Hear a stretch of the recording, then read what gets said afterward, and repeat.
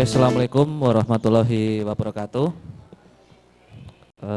Terima kasih untuk waktunya Bapak Ibu ya, di sela-sela kegiatan yang saya hormati Ibu Kepala SMK Negeri 7 Purworejo, Bu Wiwi Puji Astuti.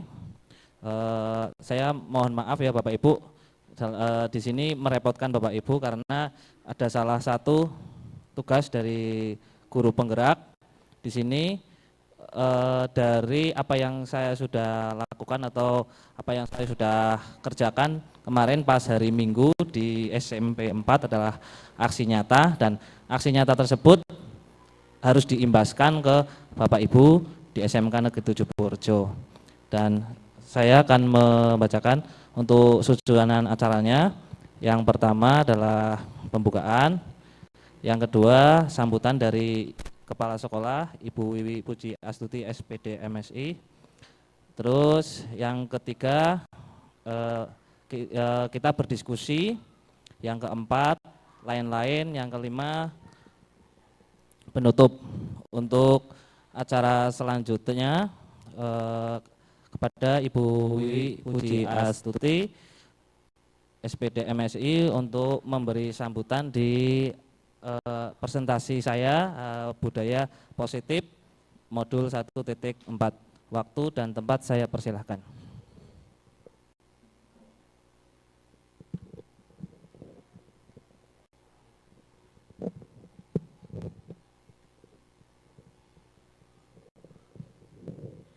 Assalamualaikum warahmatullahi wabarakatuh. Yang saya hormati Bapak Dian Yugo Prasio, CGP Angkatan 8, sebagai pemateri pada kegiatan seminar desiminasi hari ini. Yang saya hormati Bapak Ibu guru yang diundang untuk mendapatkan desiminasi dari Pak Dian Yugo. Alhamdulillah pada hari ini kita bisa berkumpul untuk mendengarkan pemaparan materi dari hasil desiminasi lokakarya dari Pak Dian Yugo. Sebelumnya di sekolah lain, ini adalah tahapan dari seleksi, tahapan dari diklat calon guru penggerak, ya, yang mungkin tahapannya sudah bermacam-macam. Saya mengikuti dari awal, mungkin saya sudah mengikuti berkali-kali juga untuk dalam rangka untuk mensupport, mendukung dari calon guru penggerak dari SMK Negeri 7 Temanggung yang satu-satunya, baru pertama kali, karena Pak Bu Ari sudah pindah, berarti yang pertama kali Pak Dian Yugo, dan semoga nanti yang tahap kemarin itu yang sudah lolos Bu Rasista sama Pak Praja lolos tahap 1 ya, ini baru memenuhi untuk seleksi tahap kedua. Dan ini ada pendaftaran lagi, semoga yang guru-guru yang usianya di bawah 50 tahun tergerak hatinya untuk mengikuti calon guru penggerak. Yang jadi nanti yang Pak Ardi, Bu Nani dan teman-teman guys ayem banget. Ayem banget. Gelo.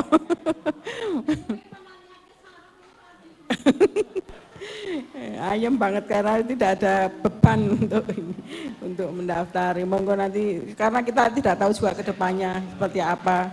Bisa jadi ke depannya guru penggerak itu menjadi wajib, bisa jadi. Bisa jadi ke depannya guru penggerak kalau ganti menteri mungkin tidak ada juga bisa jadi. Tapi ya kita karena peraturannya seperti itu ya kita laksanakan dengan sebaik-baiknya. Monggo Pak Yugo, saya mendukung sekali semua kegiatannya. Kalau pas ada kegiatan seperti ini, saya tidak ada acara, ya pasti saya akan mendukung untuk mendampingi. Ya monggo dari teman-teman juga nanti kalau ada hal yang positif, kita bisa terapkan di sekolah kita. Ya, terima kasih, bisa diteruskan. Assalamualaikum warahmatullahi wabarakatuh.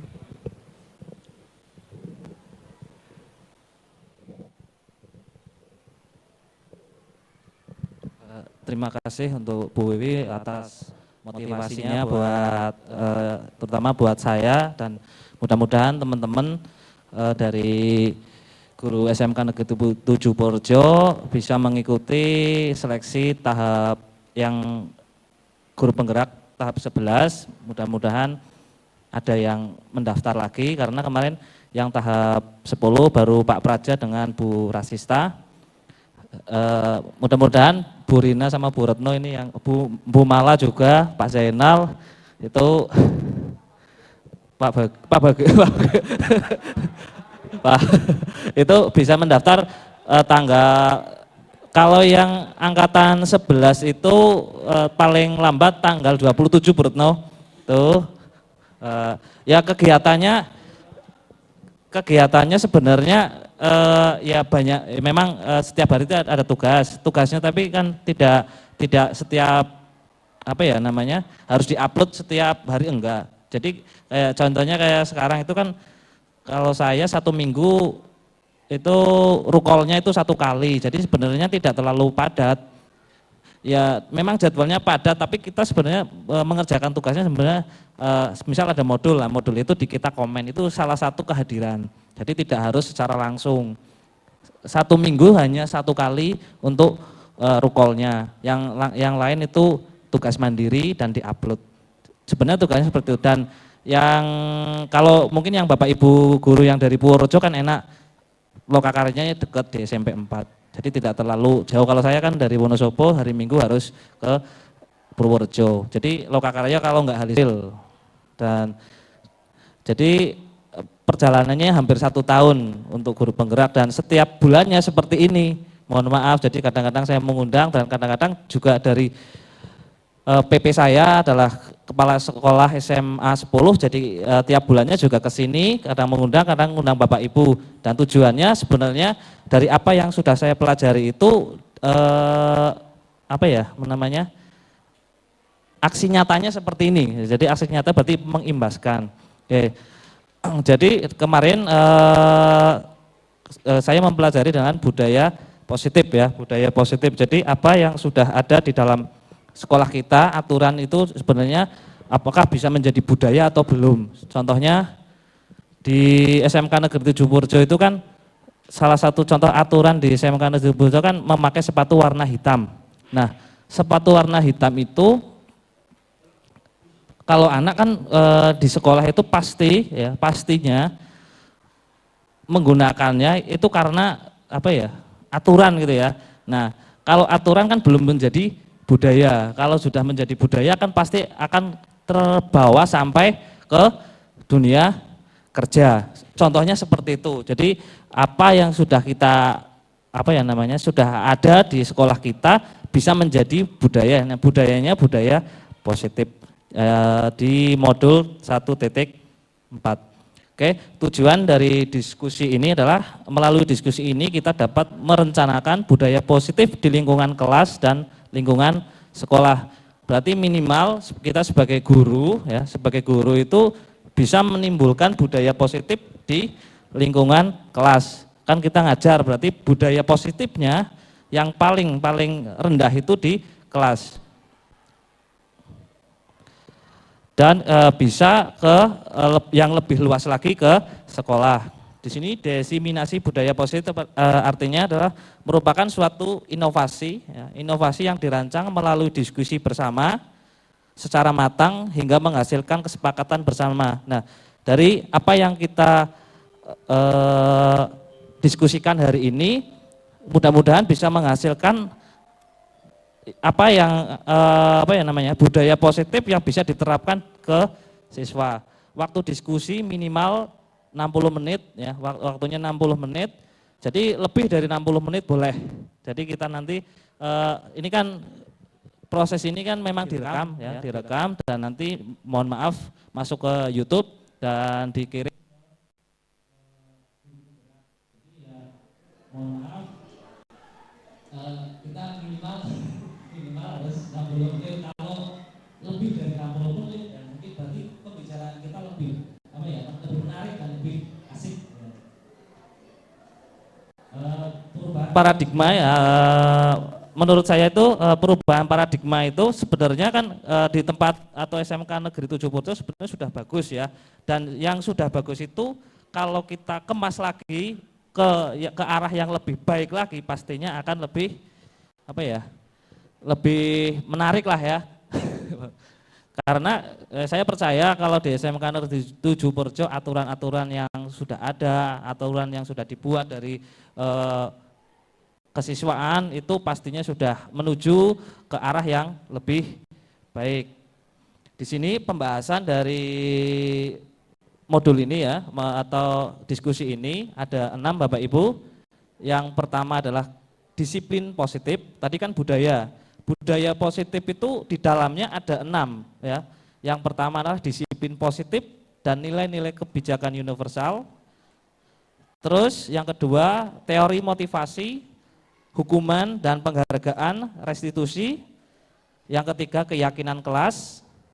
Yang keempat kebutuhan dasar manusia, dunia berkualitas, restitusi, 5 posisi, restitusi segitiga. Nah, nanti kita bahas satu per satu. Bapak Ibu bisa apa ya namanya melihat di sini Bapak Ibu. Nah, di sini yang nilai kebijakan ya. Di sini ada disiplin positif dan nilai-nilai kebijakan ya. Disiplin positif itu suatu kegiatan yang direncanakan melalui diskusi, disosialisasikan di lingkungan sekolah sehingga dapat menjadi budaya positif sesuai dengan nilai-nilai kebijakan yang disepakati. Nilai-nilai kebijakan universal, nilai-nilai kebijakan prinsip moral dan etika diterima untuk secara luas dalam hampir setiap budaya dan masyarakat di seluruh dunia. Nilai-nilai ini mencerminkan prinsip dasar tentang apa yang benar, apa yang salah, serta bagaimana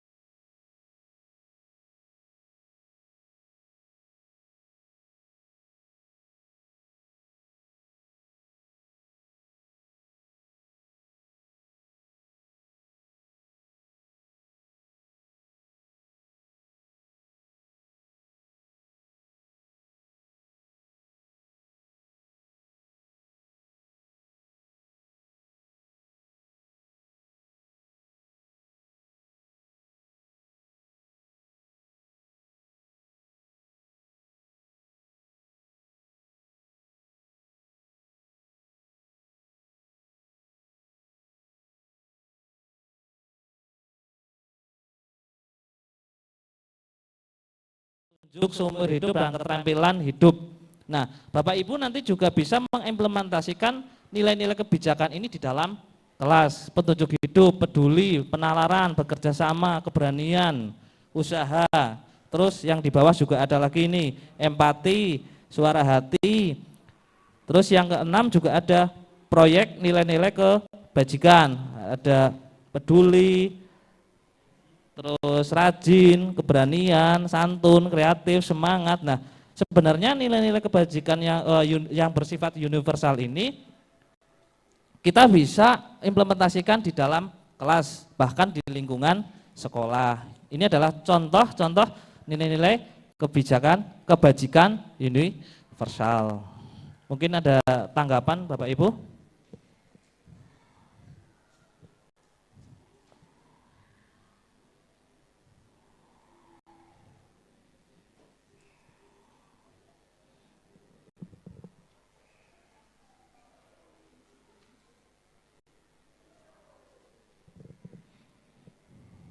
Ada tanggapan betul Pak? Belum? Belum. Oke, saya teruskan nggih.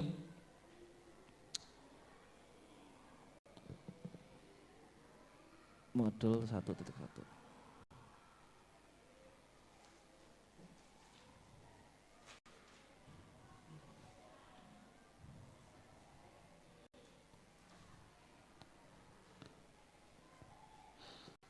Tadi sudah mencontohkan kebijakan ke nilai kebajikan ya. Oke. Sekarang kita masuk ke teori. Nah, teori di sini ada teori motivasi ya. Sebenarnya teori motivasi ini adalah untuk ada 3 ya. Yang pertama adalah untuk siswa, oke. Yang pertama untuk siswa untuk menghindari ketidaknyamanan atau hukuman. Ya. contohnya kita sering seperti ini atau sering mengalami ini ya, anak itu termotivasi karena kalau kamu tidak berangkat tepat waktu, kamu disuruh lari 10 kali. Itu kan motivasi karena adanya hukuman. Itu contoh yang ketidaknyamanan atau hukuman. Kamu kalau tidak menggunakan baju wear pack saat praktek, siswa tersebut harus push up 15 kali, contohnya seperti itu. Anak itu pasti akan mengikuti aturan yang sudah ada, dan jangan sampai saya itu tidak memakai baju wear pack atau jangan sampai saya telat. Nanti kalau saya telat mendapatkan hukuman. Itu adalah motivasi karena adanya hukuman. Terus motivasi mendapatkan imbalan atau penghargaan dari orang lain. Itu contohnya saya. Dalam arti gini, saya mengikuti guru penggerak itu kan bukan karena saya pengen saja, karena saya pengen mendapatkan imbalan. Saya pengen nanti setelah ini pengen lanjut ke PPG. Itu kan karena ada apa ya? Ada hadiah, juga ada pujian juga. Ya, ini contohnya seperti saya juga seperti itu. Ada juga anak yang nanti kalau kamu aktif, nanti saya kasih hadiah. Misal sebagai guru kan seperti itu.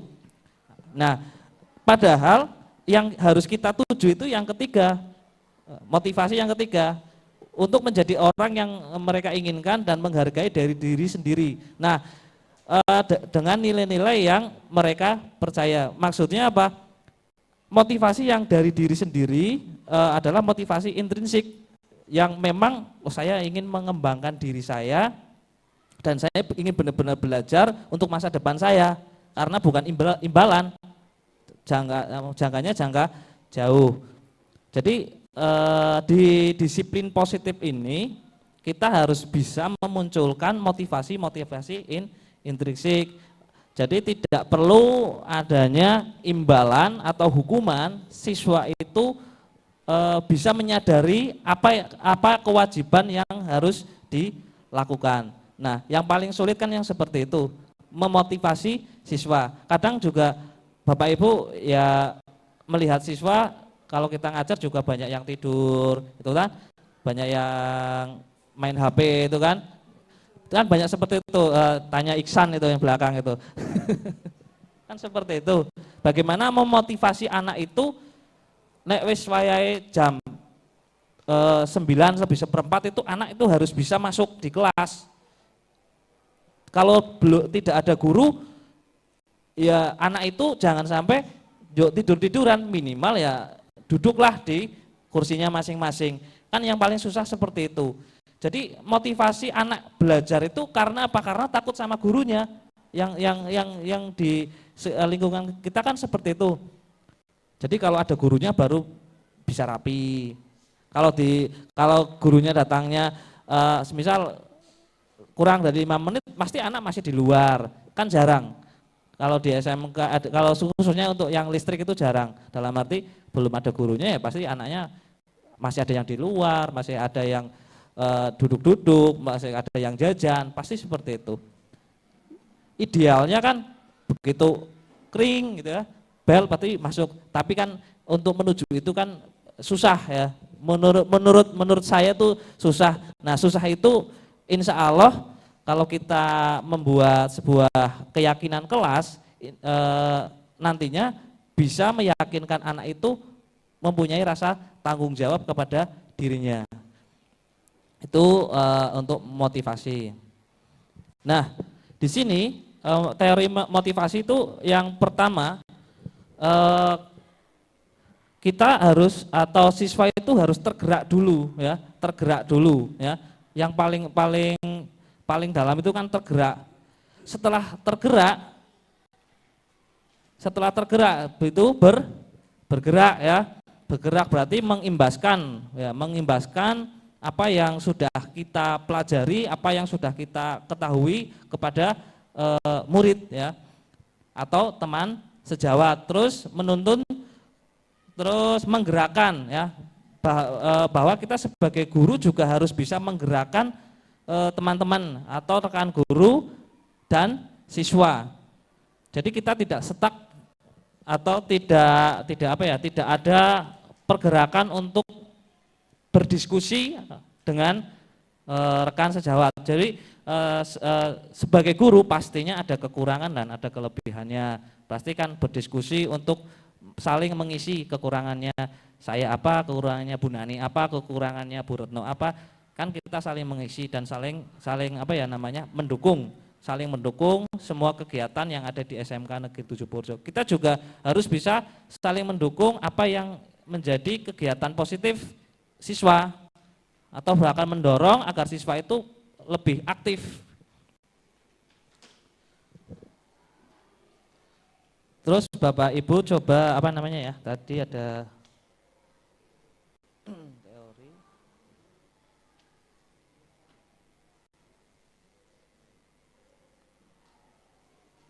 Oke, Bapak Ibu coba melihat kasus yang di hukuman dan penghargaan Bapak Ibu yang di sini.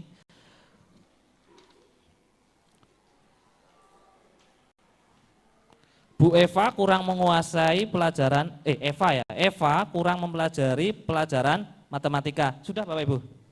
Sudah, oke.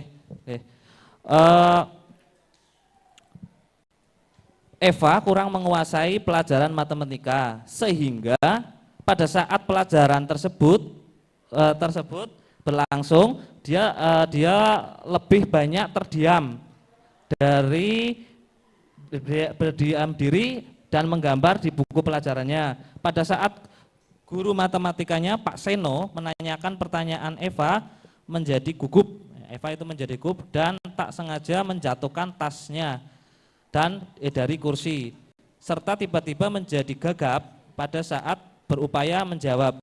Seluruh kelas pun tertawa melihat perilaku Eva yang bicara gagap dan terkejut. Pak Seno pada saat itu membiarkan teman-teman Eva mentertawakan Eva yang gagap dan malu luar biasa dan malahan minta Eva untuk maju ke depan dan berdiri di depan kelas sambil menunjuk hidungnya karena tidak bisa menjawab pertanyaan Pak Seno. Kelas semakin gaduh, anak-anak pun tertawa melihat Eva di depan kelas. Kelas memegang ujung hidungnya. Yang pertama, apakah Anda setuju dengan tindakan Pak Seno terhadap Eva? Mengapa? Gimana Bu?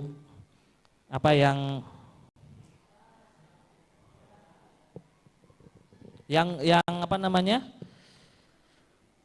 yang membiarkan si Eva itu menjadi malu? Gimana Bu? Kurang setuju?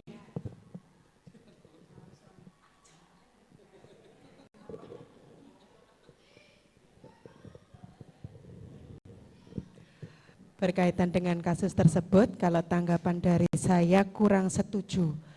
Karena di sini yang pertama, tadi yang sudah kita bahas bahwa untuk membuat anak ini kondisional, untuk bisa dia percaya diri, maka yang pertama harus dibesarkan hatinya Pak Yugo. Kalau dengan cara yang seperti ini, yang jelas anak itu menjadi malu.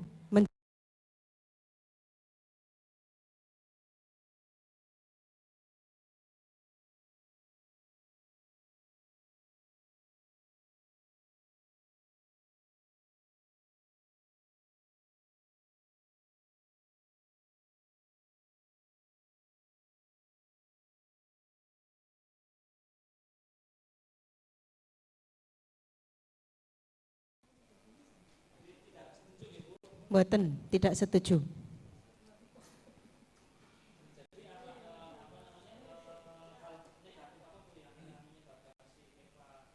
Hal negatif yang muncul dengan apa yang terjadi di kelas tersebut, pasti yang pertama, siswa yang bernama Iva ini akan menjadi anak yang rendah diri. Semakin tidak mampu, tidak ada rasa percaya diri yang muncul, karena dia merasa bahwa dialah yang paling tidak bisa dengan rekan yang menertawakan.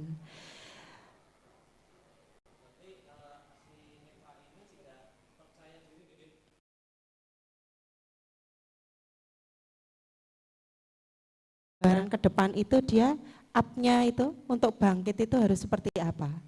Karena kan sebagai guru harusnya kita membuat sebuah celah yang mana anak ini bisa termotivasi untuk bangun.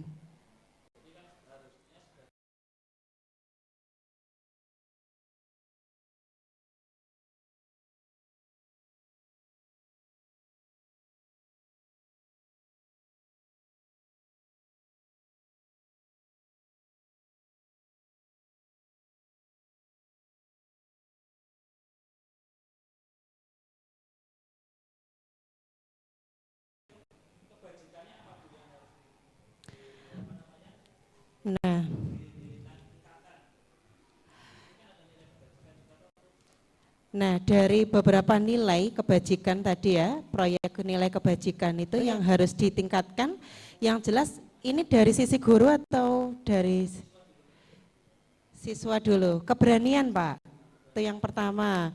Kemudian semangat. Kemudian apa ini ya, keteguhan hati. Nah kemudian percaya diri, kan itu yang pertama tadi ya, percaya diri. Semangat belajar, betul. Iya, iya. Oke.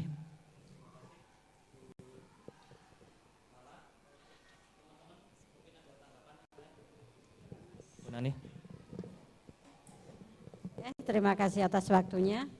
Kalau saya, ini ibaratnya dimasukkan saya ya, jadi kalau kita sebagai guru, kalau ada anak itu cenderung diam, kemudian kok pesimis atau apa, saya lebih cenderung anak itu lebih baik diam daripada dia membuat kegaduhan di kelas.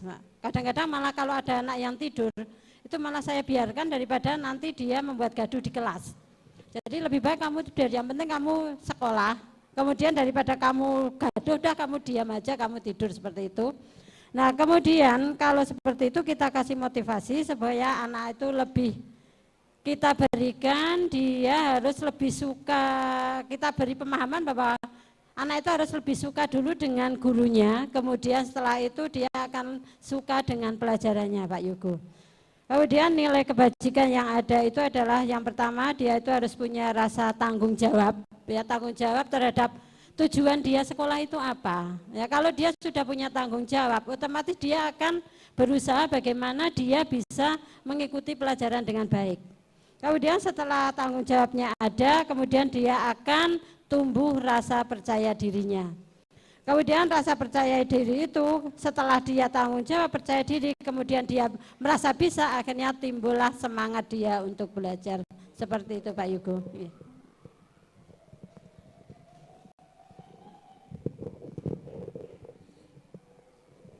Oke, terima kasih Bu Nani. Berarti kan kita sebagai seorang pendidik juga harus membuat apa ya namanya? Itu kan sebenarnya sudah masuk ke dalam aturan kelas nggih Bapak Ibu. Oh, anak itu harus rajin, anak itu kan sebenarnya sudah ada lah ya, sebagai guru pasti kita sudah membuat peraturan kelas dan peraturan kelas itu akan diyakini atau sudah apa namanya ya, ditaati siswa. Tapi kadang-kadang aturan itu akan apa ya? Akan gimana ya? Akan dilanggar gitu ya, kadang-kadang juga akan dilanggar. Dan benar sekali Bu Nani, untuk meningkatkan tadi juga ada rasa percaya diri, nilai kebajikannya itu ya yang kita harus tanamkan kepada anak itu, terus semangat juga, terus tujuan ya Bu, tujuan belajar atau tujuan dari apa yang sudah dia kerjakan pastinya akan menjadi apa ya, motivasi anak agar semakin bisa gimana ya, anak itu termotivasi agar bisa semakin kompeten, ya, kompeten apa yang dia inginkan. Karena kita adalah pendidikan kejuruan, berarti anak itu kan tujuannya untuk kompeten ya, kompeten dalam bidangnya masing-masing. Dan di mata pelajaran normatif adaptif juga ada nilai kebajikan juga, tidak ada kejuruan juga, tidak hanya kejuruan, nilai yang lain juga sama di mata pelajaran agama, bahasa juga seperti itu juga sama. Oke, terima kasih. Mungkin ada masukan lagi buat Bapak Ibu. Mohon maaf, Bapak Ibu menuliskan apa yang menjadi apa ya, pertanyaan di situ, dituliskan terus ditempel ditempel di depan, nggak apa-apa ya nanti ya kalau sudah dijawab. Pak Arti, mohon maaf Pak Arti. Ya konsekuensinya enggak Bu, Pak Arti? Tidak tertulis ya?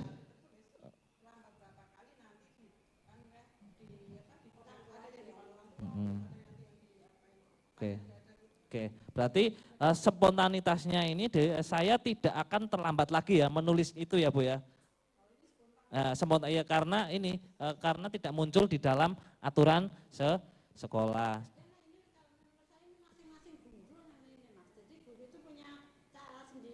Nah, nanti kita akan ke situ Bu. Nah, tadi kan saya bilang ada keyakinan aturan kelas sama aturan sekolah. Nah, sebagai aturan sekolah biasanya kan yang membuat itu pihak sekolah. Kalau aturan kelas itu yang membuat adalah guru dan siswa. Nah iya, makanya itu tindakan guru. Misalnya nanti lambat, ini loh, sesuai apa tidak? Sebenarnya Pak Siki sudah melakukan. Nah, oke. Dia sudah tahu harus apa dia tahu. Oke, berarti sebenarnya apa namanya ya, kayak konsekuensi dan aturan itu harus ditekankan kepada anak. Jadi anak itu tahu apa yang harus, nek saya telat, ya berarti harus seperti ini gitu kan. Iya, contohnya saya dulu itu Bu di SMK Jawa Tengah itu, Pak Zainal juga tahu ya Pak Zainal, kalau tidak menyapa itu push up langsung. Ya Bu, ya Pak Zainal. Kalau yang menyapa saya dulu, misal apa Pak Zainal, karena pernah diklat di SMK Jawa Tengah, nanti kalau misal saya dulu yang menyapa, siswa itu langsung push up. Karena memang sudah konsekuensinya seperti itu. Kalau ada orang atau ada tamu atau guru atau orang tua ke situ, siswa tersebut tidak menyapa, langsung push up. Berarti tidak perlu kita, ke push up. Enggak perlu, sudah tahu, menyadari bahwa dirinya itu salah, itu sudah tahu. Nah itu namanya konsekuensi. Nah mohon Bapak Ibu untuk menuliskan lagi, ini ada beberapa permasalahan ya. Yang kedua adalah lari mengelilingi lapangan basket 2 kali karena terlambat hadir di sekolah. Nah itu namanya hukuman atau konsekuensi. Gimana Pak Edi?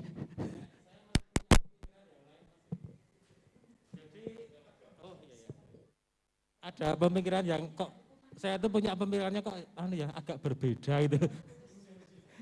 Ini siswa yang mengalami keterlambatan ini kalau disuruh menulis sampai 100 kali mungkin nanti lama-lama malah jadi terbiasa dan tulisannya itu menjadi baik sekali dan merugikan teman-temannya Mas Jugo. Malah teman-temannya nggak diberi kesempatan untuk menulis, malah nanti tulisannya jelek. Seperti ini yang misalkan mengelilingi lari 2 kali. Nah ini kalau terbiasa lari 2 kali, lama-lama nanti tubuhnya semakin sehat.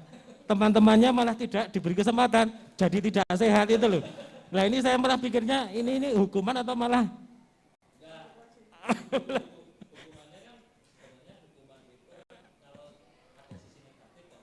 Iya.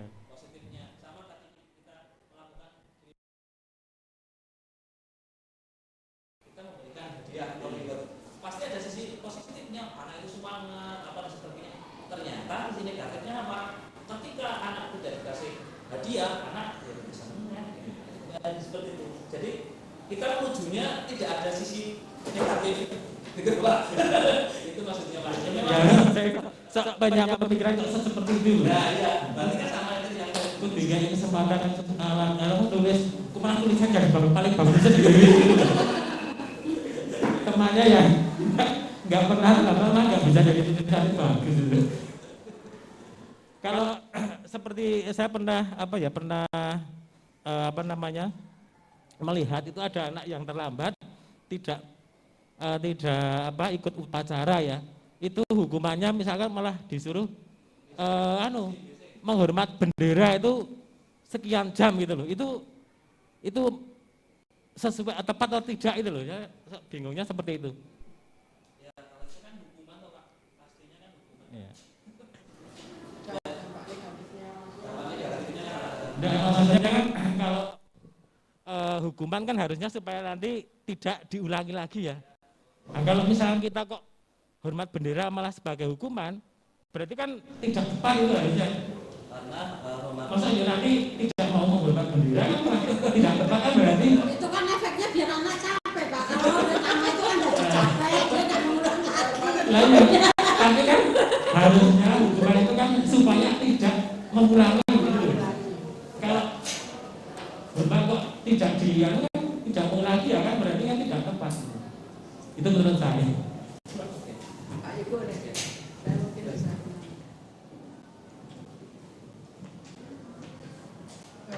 Mungkin bisa menggarisbawahi atau menambahkan dari apa ini konsep hukuman dan konsekuensi ya. Memang kalau tadi judulnya bersama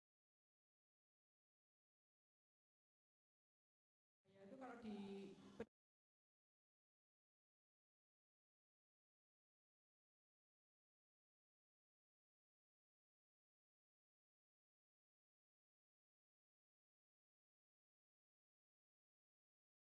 gitu ya. Jadi kalau saya simpulkan berarti sekarang begini. Jadi biar tidak itu tidak disebut hukuman, maka kita tuangkan dalam aturan. Tetapi aturan konsekuensinya pun nanti kan sekolah siswa tahu ya, siswa tahu dan itu yang dibutuhkan oleh siswa. SMK itu kan butuh siswa-siswa yang fisiknya kuat misalnya. Jadi nanti kalau terlambat kalian harus pull up berapa kali gitu. Push up atau pull up berapa kali.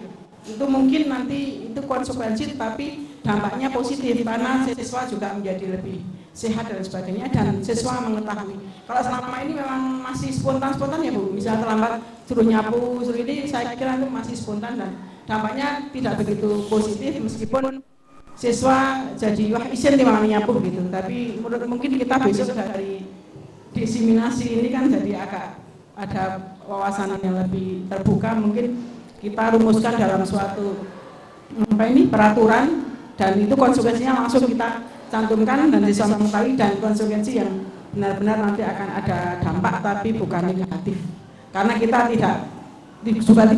tidak berani berlebihan toh. Misalnya pull up kok harus pull up 10 kali kemarin aja bocah-bocah ini pull up piro kayak ping telu ping papat enggak. Jadi nanti mungkin yang tidak tidak memberatkan tetapi itu ada dampak positif ke siswa. Kalau yang saya cuma bedanya hukuman konsekuensinya adanya kesepakatan sebelumnya.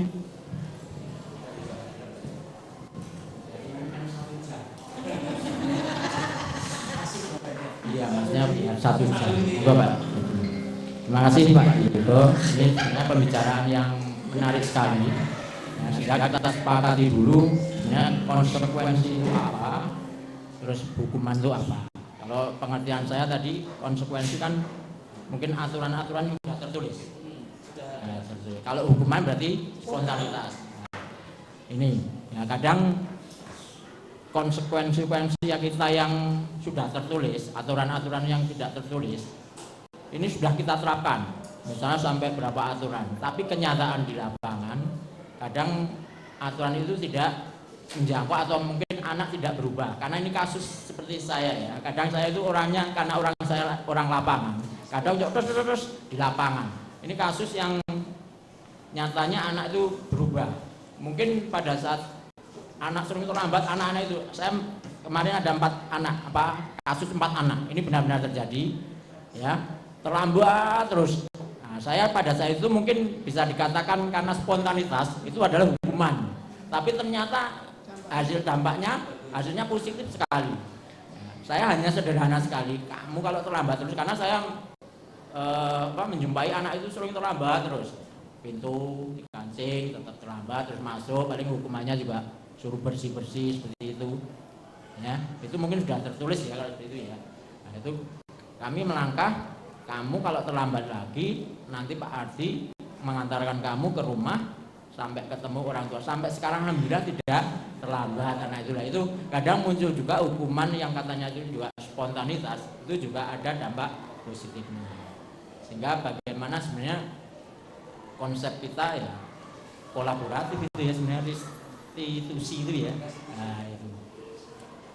Tapi kalau penghargaan yang sifatnya kita memberi, kalau penghargaan itu kan di sekolah hanya nilai ya, kita memberi nilai baik ya, kita nggak bisa memberi materi pujian baik, bagus gitu kan, seperti itu. Nah itu kasus kita, apa yang kami jumpai di lapangan seperti itu, sehingga kadang juga apa itu dimasukkan konsekuensi juga agak lucu. Namun kalau terlambat nanti bapak ibu guru sampai di rumah itu harus wagu ya. Tapi kenyataan di lapangan justru benar-benar terjadi, anak tersebut sampai sekarang tidak ada terlambat. Anak 4, saya hanya mencatat anak 4 ya, anak itu benar terjadi. Ya ini permasalahan kita di lapangan, antara teori dan praktek di lapangan kadang juga perlu pengembangan diri. Monggo nanti bisa.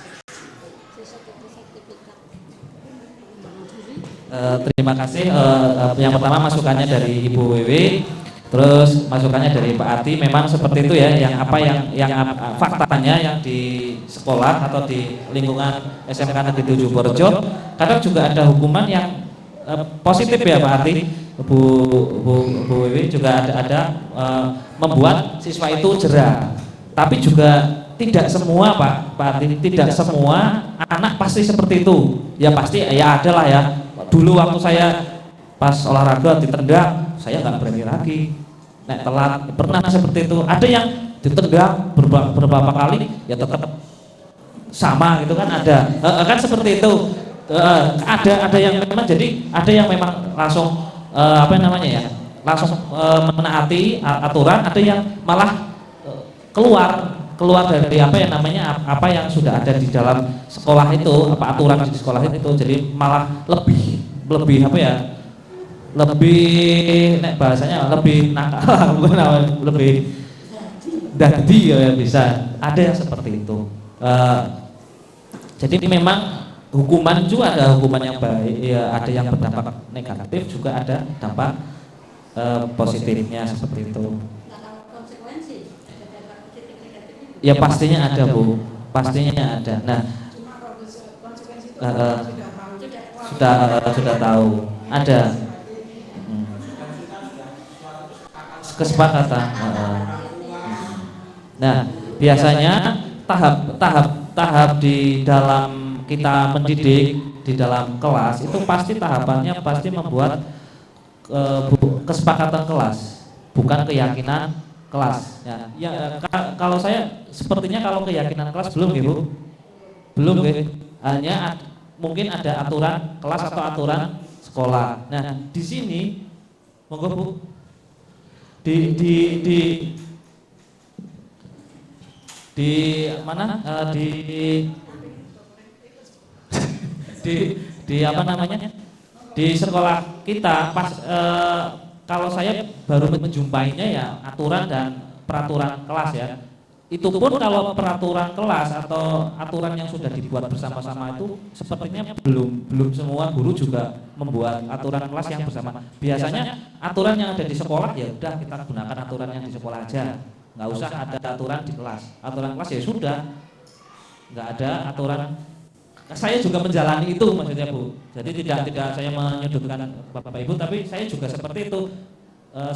Sebelum saya mempelajari modul ini, ya aturan sekolah ya wes, kamu ikuti aturan di sekolah. Ada 5S juga kan Bu, yang senyum sapan ada kan sudah aturan kelas. Tapi saya belum pernah membuat peraturan kelas di mana lebih lebih spesifik lagi. Betul yang dikatakan Pak Ardi, saya aturan seperti ini, tapi belum mengena. Nah tujuannya itu mengena dalam arti lebih ke anak. Karena apa? Ya aturannya aturan sekolah, bukan aturan kelas.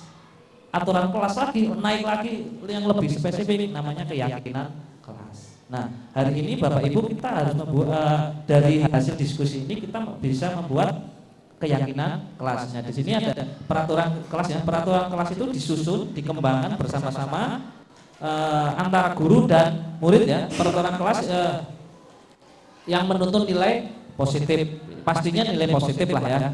Nanti Bapak Ibu juga akan membuat. Terus keyakinan kelas ya. Perbedaannya keyakinan adalah metode untuk menstimulus atau merangsang ya motivasi di dalam diri. Nah motivasi di dalam diri itu yang utama ya Bu, tadi ya, motivasi intrinsik, motivasi yang memang saya sadar, bukan karena motivasi karena aku ki hukuman, aku ki dikai hadiah, bukan itu. Nah, keyakinan kelas itu adalah menstimulus motivasi di dalam dirinya sendiri, berarti motivasi yang di dalam dirinya ya. Jadi saya termotivasi berangkat pagi, nggak mikir saya nanti kalau saya sampai sekolah dihukum, nanti kalau tidak mengerjakan ini saya dihukum. Jadi anak itu jangan sampai seperti itu. Jadi harus mempunyai motivasi di dalam dirinya sendiri. Sehingga nilai-nilai kebajikan universal. Nah, nilai kebajikan universal yang pertama kita ada mandiri, semangat, tadi ada tujuan belajaran, itu Bu bisa muncul di dalam dirinya sendiri gitu. Jadi kita sebagai seorang pendidik, anak itu begitu kita masuk, kita akan disambut oleh murid itu, wah ini adalah guru ya, guru yang memberikan motivasi atau memberikan mata pelajaran yang menyenangkan, dan anak itu tidak merasa takut atau tertekan. Padahal menurut Ki Hajar Dewantoro kan kita sebagai seorang pendidik kan hanya sifatnya menuntun, tidak bisa mengubah kodrat dalam anak. Jadi kita hanya menuntun saja, apa yang ada di dalam kodratnya anak itu kita bisa mengubah seperti itu. Walaupun memang kita harus memberikan apa ya namanya pendekatan yang sesuai. Nah, di kurikulum Merdeka itu pendekatan yang digunakan adalah pendekatan yang berpihak kepada murid. Itu dari apa yang saya rangkum ya, seperti itu. Mungkin Bapak Ibu mempunyai tanggapan.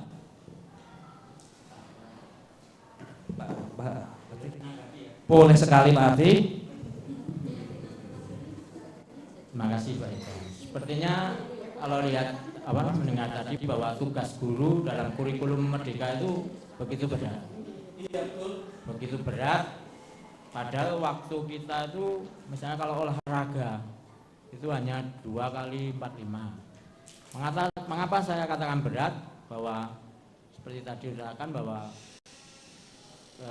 pembelajaran kurikulum Merdeka ada berpusat pada siswa. Berpusat itu maksudnya sesuai dengan bakat, minat, potensi masing-masing siswa gitu ya. Begitu Pak? Ya. Padahal minat anak atau bakat anak dalam kelas itu dari 36 itu bermacam-macam. Nah, ini bagaimana kita sebagai guru mensiasati supaya bisa membantu semuanya sehingga semua berhasil. Seperti tadi kasus pelajaran matematika, ya. Ini sebenarnya anak itu nggak berbakat. Maaf, otaknya itu mungkin kanan kirinya berbeda. Dia matematikanya nggak nyantol lah ibaratnya. Sehingga bakatnya anak itu sebenarnya kalau di sini dituliskan menggambar. Nah, anak itu sebenarnya mungkin senang menggambar di sana. Sehingga dengan pelajaran matematika ibaratnya tidak senang, tidak suka. Nah, ini memang saya kembalikan tadi bahwa guru dalam kurikulum Merdeka itu luar biasa beratnya. Kalau benar-benar melaksanakan, padahal kita harus melaksanakan kan. Nah, ini sebenarnya kasus yang luar biasa. Ini tadi matematika, mesti anak yang enggak bakat ya orek-orekan itu gambar guru nih, gambar. Nah, inilah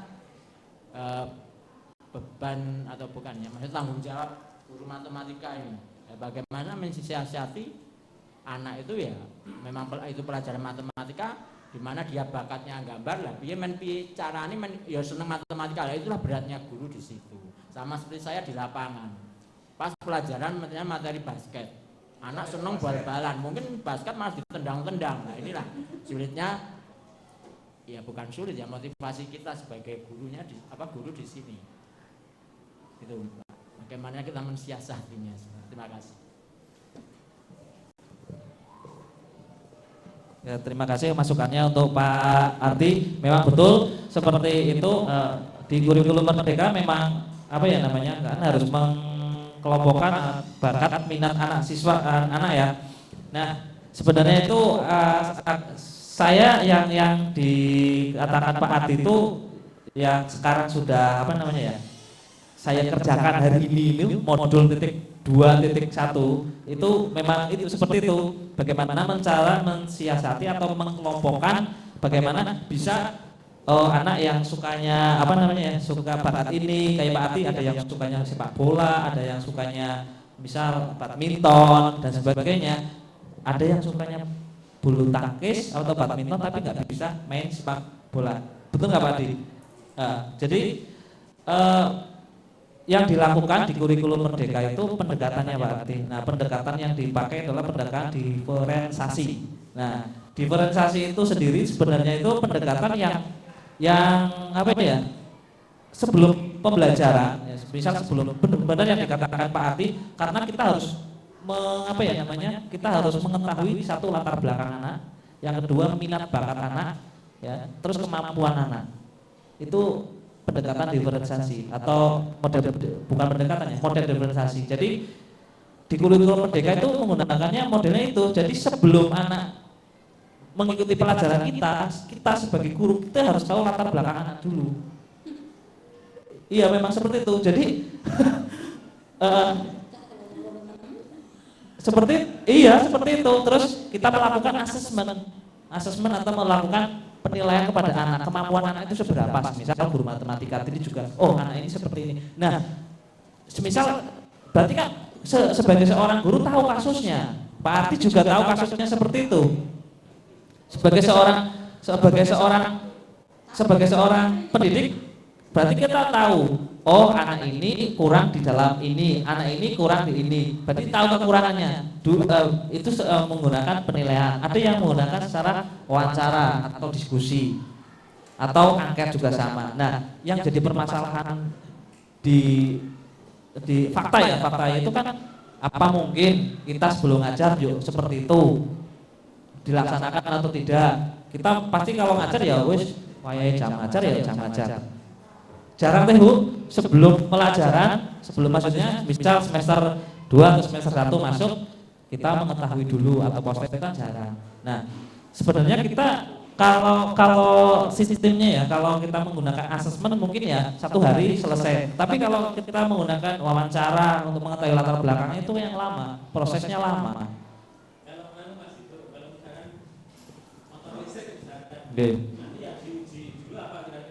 Ya itu kan kemampuan. Ya kejuruan gitu. Kejuruan. Enggak, gini. Nah kan gini Bapak Ibu, untuk pelajaran motor listrik itu pastinya kan di kelas 2 dan di kelas 2 dan di kelas 3 nggih. Nah, yang kita teskan atau yang kita ujikan kepada siswa ya tidak spesifik dalam arti motor 3 fasa gini kan ya enggak, pastinya kan pengetahuan dia tentang motor listrik pastinya kan di rumah punya pompa air, di rumah ada rice cooker, masih bersifat secara umum.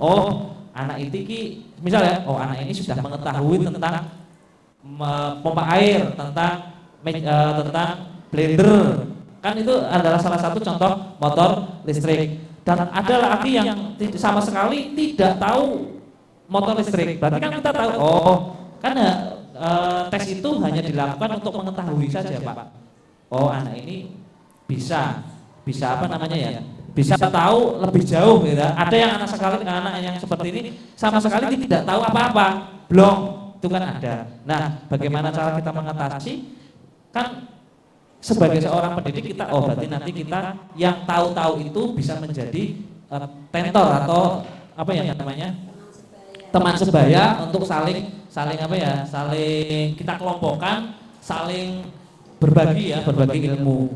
Jadi kita sudah mengetahui anak ini kemampuannya seperti ini, anak ini kemampuan seperti ini. Ya memang kalau kita ujikan mata pelajaran motor listrik langsung ke itu ya nggak mungkin itu Pak, nggak mungkin tahu gitu. Saya juga nggak tahu kan misal gitu. Jadi mungkin yang bersifatnya bersifatnya umum. Misal ya Bu Nani aja kan, misalnya Bu Nani kan bukan orang listrik, iya kan? Tapi kan tahu lampu itu apa, terus saklar juga ada, itu kan pengetahuan. Nah ada juga anak yang saklar si apa nggak tahu kan juga ada seperti itu. Jadi masih bersifat umum, belum spesifik. Mungkin ada tanggapan lagi Bu Pak Edi?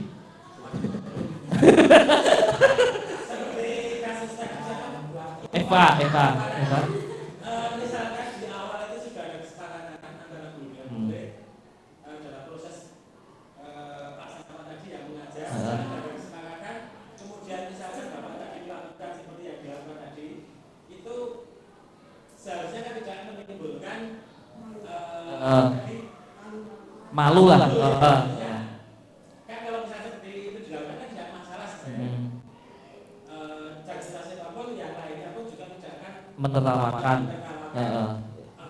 Iya, karena kesalahannya itu di situ tidak dibuat peraturan atau kesepakatan kelas. Ya, kalau seperti itu ya bisa menyebabkan apa ya namanya? Ditertawakan atau dipermalukan kan Bu? Pak. Oke, Bu malah mau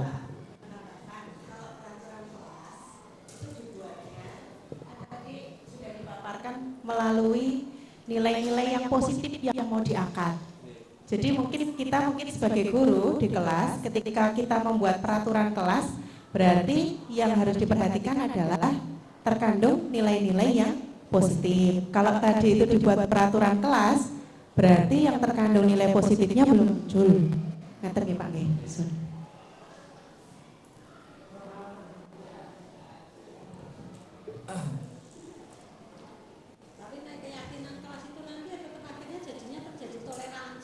Oke, nanti Bu. Nanti kita menuju keyakinan kelas karena kan baru peraturan. Oke, mungkin ada masukan lagi Bu. Mohon maaf Bapak itu diisi dulu ini yang ini diisi dulu. Nanti kita setelah itu kita membuat peraturan kelas dan keyakinan kelas. Mudah-mudahan enggak apa-apa Pak Adi. Kan tadi kan sudah sesuai, kalau Pak Arti kan pasti sudah tahu, lebih tahu ya aturan yang sudah di sekolah ini Bapak Ibu. Oke. Yang ini Bu, yang hukuman. Oke. Itu. Nah, iya tulisannya juga hukuman atau konsekuensi. Nah, kita berarti arah kiblatnya SMK kita atau Bu. Nah.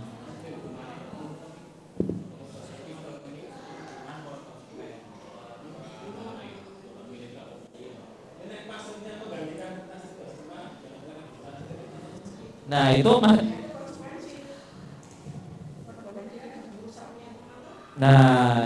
ini kan gini Bu, bersifatnya kalau mencoret menggantikan nomor berapa? Membersihkan ini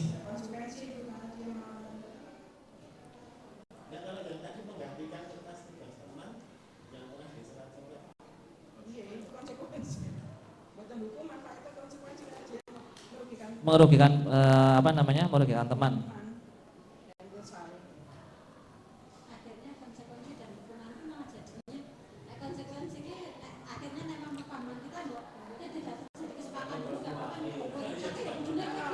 Ya kalau intinya gini Bapak Ibu, kalau konsekuensi itu sudah tertulis, dalam arti sudah ada gitu Bu.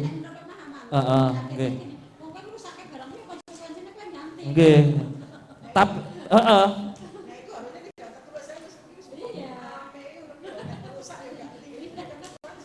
Tapi ya pengertian di sini kan sifatnya itu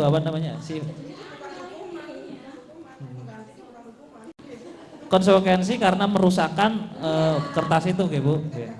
Nggih.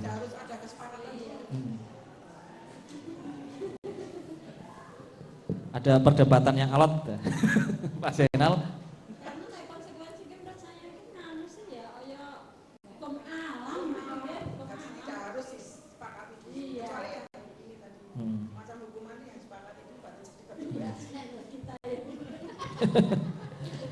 Monggo diisilah ini kan berardu argumen. Bu Retno gimana Bu Retno, Bu Rina?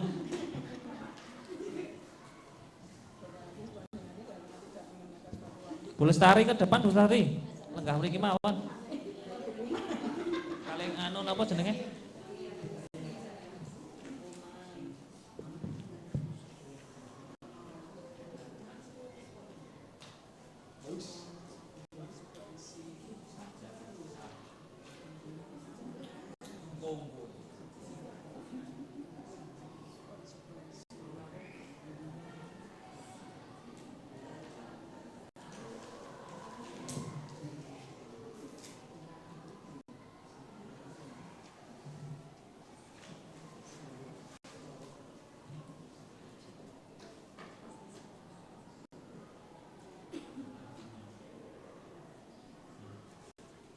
Mungkin konsekuensi ini nganu nih Mbak Mas, menurut aku di samping mungkin ada yang disepakati itu, tapi kalau tidak kalau itu nanti merugikan secara langsung itu merugikan apa ini misalnya aset sekolah atau merugikan teman, merugikan Ada yang ditimbulkan.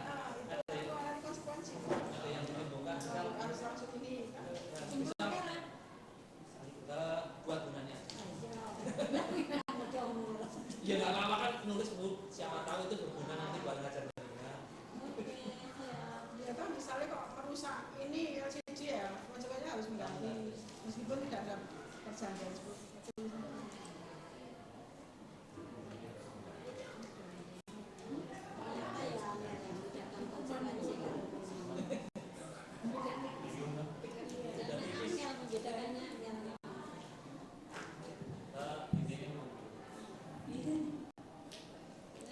Nanti Bapak Ibu kita membuat keyakinan kelas ya. Sebelum membuat keyakinan kelas, saya ada di sini ya.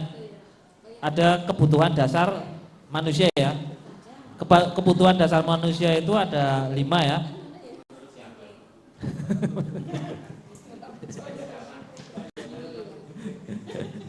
Kudunin ya Pak. Kebutuhan dasar manusia yang dimaksud di sini adalah murid ya Bapak Ibu.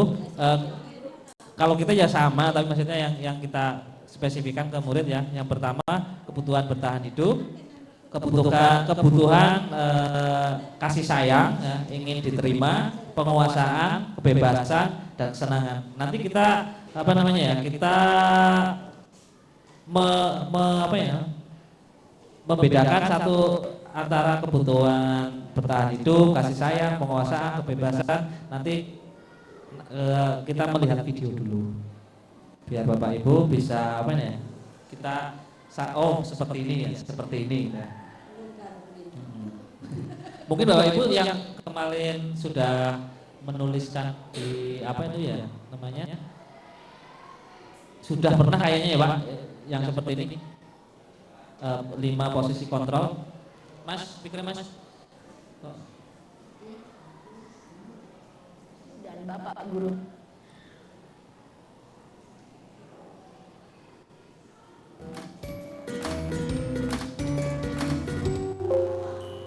Salam bahagia Ibu dan Bapak Guru hebat. Dalam penerapan disiplin positif restitusi, salah satu program yang dikembangkan adalah 5 posisi kontrol. 5 posisi kontrol dalam restitusi adalah proses perjalanan seorang pendidik agar dapat mengenali dirinya. Pada video kali ini, kita akan membahas tentang 5 posisi kontrol yang dikembangkan oleh Diane Gosson dan contoh penerapannya.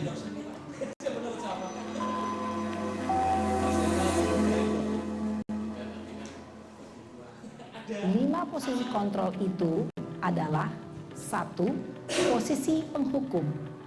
2. Posisi pembuat merasa bersalah. Nah, kita tadi juga posisi posisi penghukum ya. teman. Posisi pembuat masalah. Nanti kita Posisi pemantau atau monitor. Dan 5. Posisi manajer. Untuk lebih memahami kelima posisi tersebut, mari kita saksikan kasus Naren yang terlambat hadir 20 menit di sekolah dan melihat bagaimana kelima posisi kontrol dalam menghadapi masalah tersebut.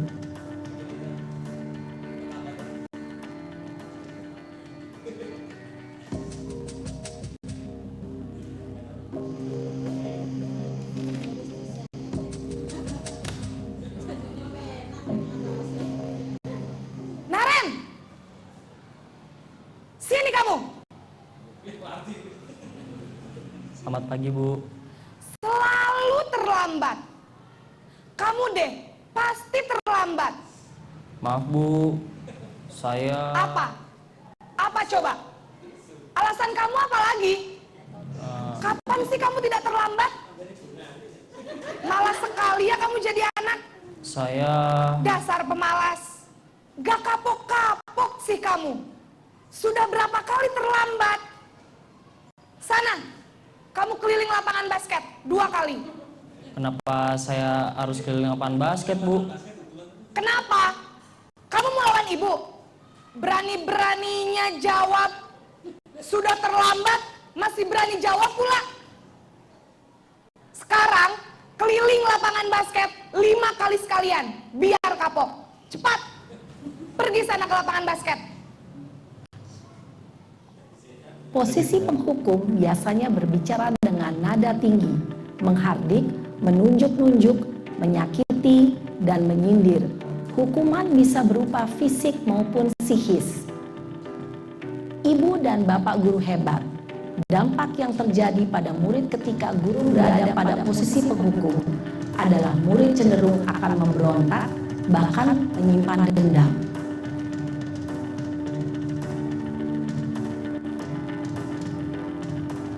Bapak Ibu, yang posisi penghukum pastinya kita pernah ya seperti itu ya, sudah pernah melakukan seperti itu.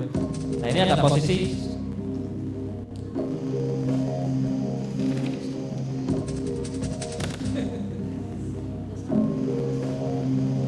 Naren!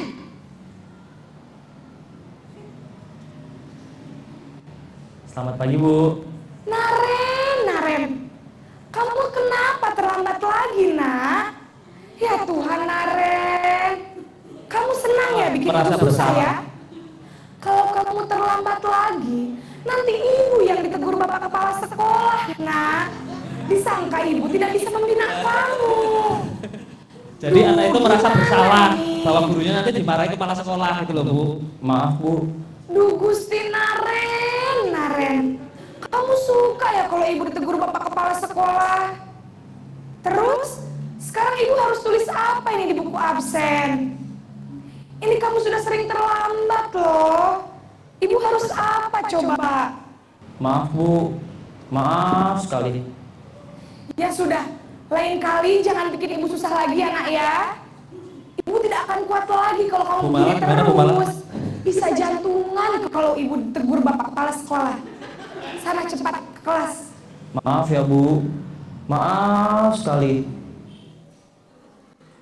Nah ini posisi sebagai apa ya? Posisi pembuat rasa bersalah berbicara dengan nada tenang, cenderung lembut. Namun kata-kata ada yang seperti ini belum, Bu? akan membuat murid merasa menjadi orang yang gagal, memandang buruk dirinya sendiri, merasa tidak berharga, dan tidak sanggup membahagiakan orang lain. Ketika guru mengambil posisi pembuat rasa bersalah, murid akan menganggap dirinya yang bersalah dan ia akan menyimpan emosi negatif tersebut di dalam dirinya. Bersalah. Nanti ada posisi yang paling sempurna gitu Bu. Jadi ini kan menurut teori gitu. Ini sebagai teman. Naren!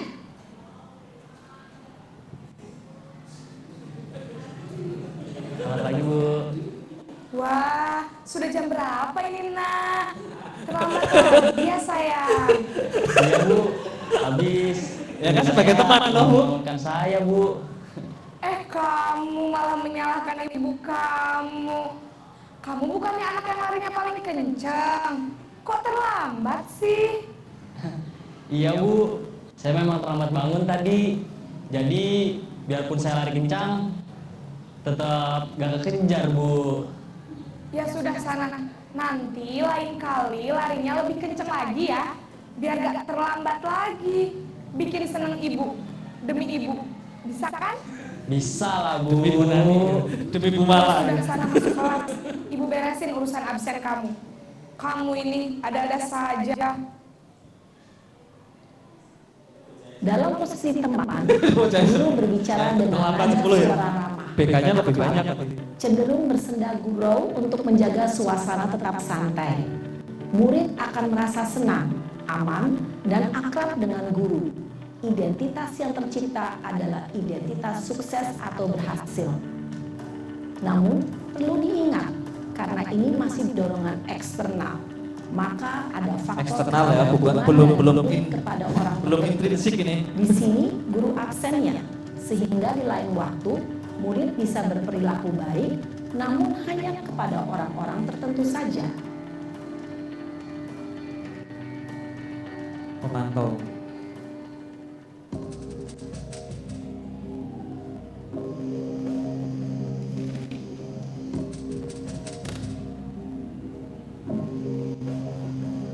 Naren,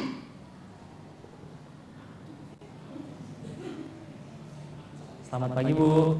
Naren, apa peraturan sekolah kita tentang jam berapa kita harus masuk sekolah, nak? Kita sudah jalan ya, Bu. Harus ini kan bisa sekolah jam 7, Bu. sesuai dengan aturan. betul. Hanya Sekarang guru sudah hanya jam memantau. 7.20. Naren sudah tahu konsekuensinya jika terlambat hadir. Konsekuensinya. Paham, Bu. Saya harus tinggal kelas pas jam istirahat selama 20 menit. Iya benar, konsekuensinya demikian. Jadi nanti jam 9.30 pas istirahat, kamu harus tinggal di kelas, kerjakan tugas tambahan untuk ketertinggalan kamu, ya? Baik, Bu. Posisi pemantau mengandalkan penghitungan atau data untuk mengontrol murid. Guru mengarahkan murid berdasarkan peraturan dan konsekuensi. Seorang pemantau menunjukkan bahasa tubuh dan ekspresi wajah yang datar dan cenderung formal.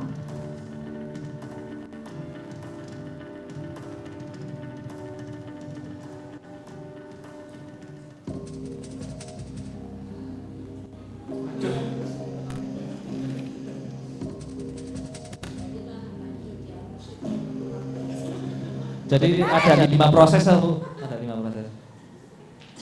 Kalau yang paling sempurna ini posisi manajer. Selamat pagi, Naren. Maaf, Bu. Saya terlambat. Iya, sekolah masuknya jam 7, sekarang sudah jam 7.20. Jadi sekarang bagaimana ini, Naren? Maaf, Bu. Saya lupa setel alarm saya semalam. Baiklah, menurut kamu, keyakinan sekolah yang mana yang perlu kamu tingkatkan? Menghargai diri sendiri dan orang lain mungkin ya, Bu. Setuju. Jadi, apakah Naren meyakini prinsip saling menghormati tersebut? Iya, Bu. Saya meyakininya. Apakah Naren bersedia memperbaiki masalah keterlambatan ini? Bersedia, Bu. Bagaimana kamu akan memperbaiki masalah keterlambatan ini? Saya akan coba untuk tidak lupa menyetel alarm saya, Bu. Baik, kalau Naren lupa menyetel alarm di rumah, ada orang yang kira-kira bisa bantu mengingatkan tidak? Ada, Bu. Kakak saya, Kak Emma. Ada lagi selain Kak Emma? Selain Kak Emma, ada ibu saya. Baik, jadi yang mengingatkan Naren adalah Kak Emma dan ibu kamu ya?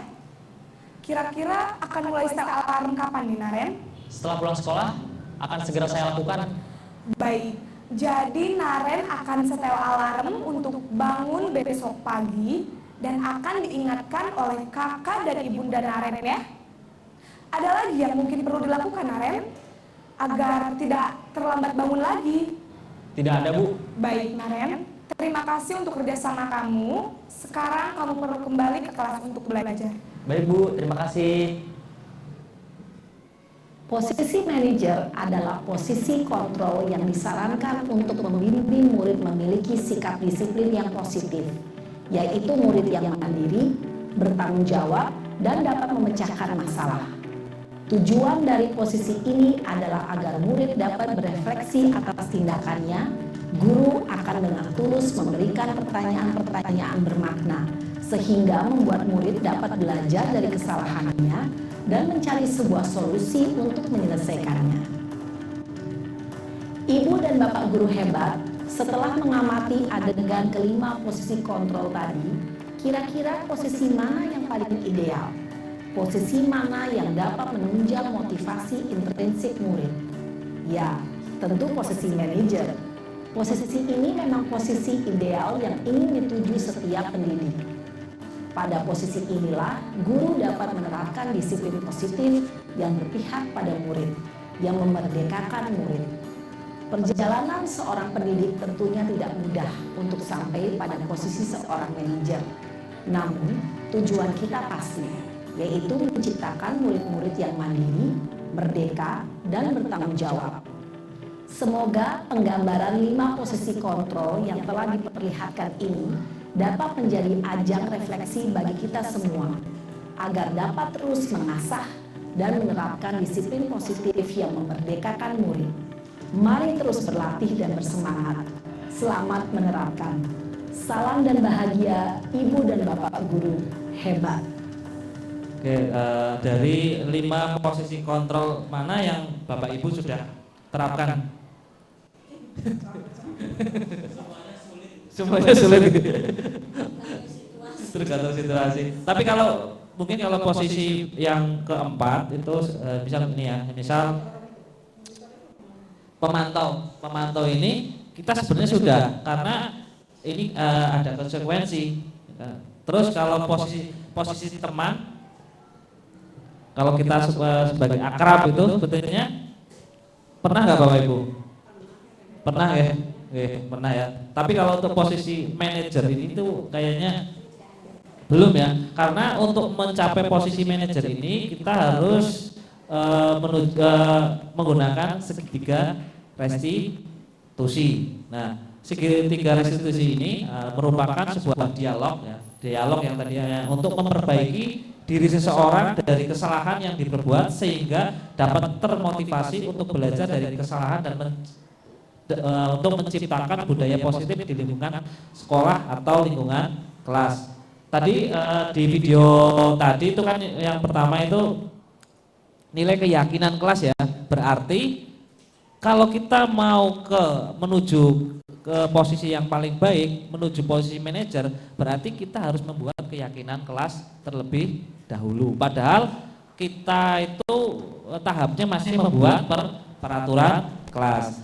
Ini ada video lagi ya, satu lagi video yang segitiga restitusi.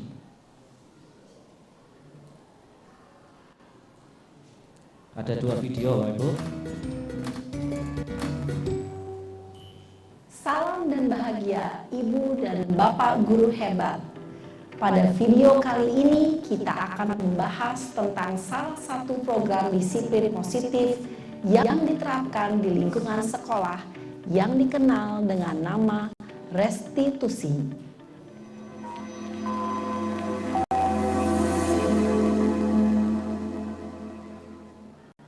Restitusi dikembangkan oleh pakar pendidikan Diane Gosson, berlandaskan pada teori kontrol Dr. William Glasser.